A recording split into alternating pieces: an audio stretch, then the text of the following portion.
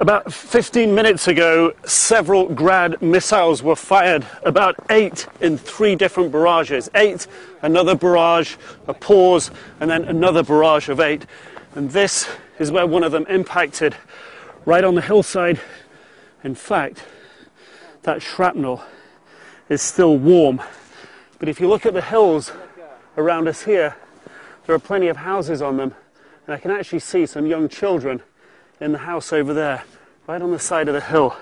So this missile, there were 24 of them altogether. Another one landed on the hillside around there. The others, as far as we know, landed harmlessly without injuring people.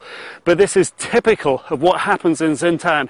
Sometime in the day, there'll be several barrages of Grad rockets fired by the Gaddafi's forces, and they could land just about anywhere.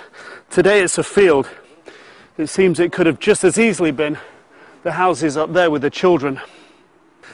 Well, this is the remains of another Grad missile. You get an idea of just how big they are from this tangled remains. This one came in the dirt. That's why it's still intact like this. The other one over there came in on the hillside, broke apart into the shrapnel.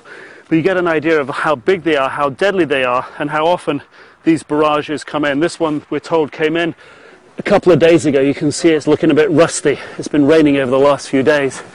They are something... These missiles are something that the rebel commanders here say are just fired in randomly, just to terrorize the people here, they say. And this is another one from the same barrage. We're just about 300 meters further up the hill, and this is almost too hot to touch. You can feel the heat coming out of the end of it. This is the missile, Grad missile. It's gone straight into the ground, plowed into the ground. Just look next to me here. There's a house 20 yards away. It's unoccupied, and we're told there have been no casualties. But this missile could have done so much more damage. And that's what's happening here every day. At least once or twice a day, these missiles are being fired in here.